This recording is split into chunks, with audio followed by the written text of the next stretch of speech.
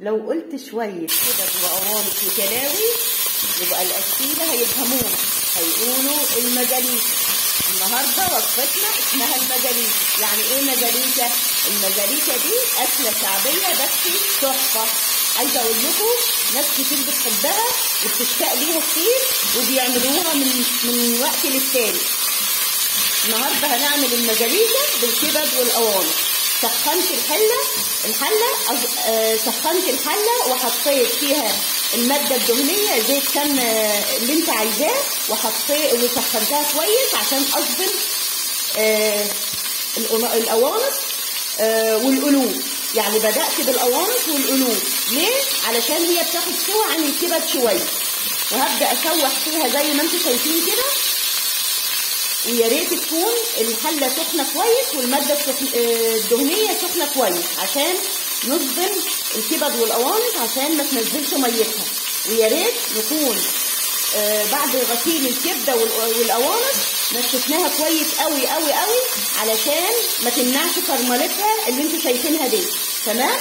بعد كده هنزل بالكبد واقلب واشوح عشان تتصبن كويس وتقفل مكانها زي ما انتم شايفين.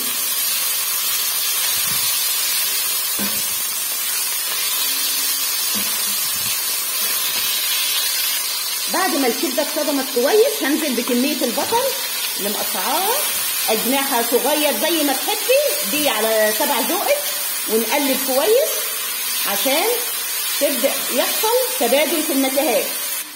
وابدا انزل بالثوم زي ما انتم شايفين واقلب.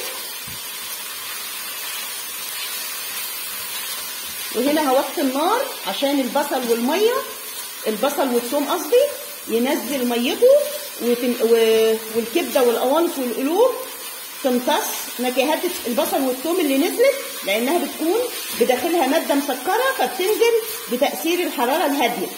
تمام كده؟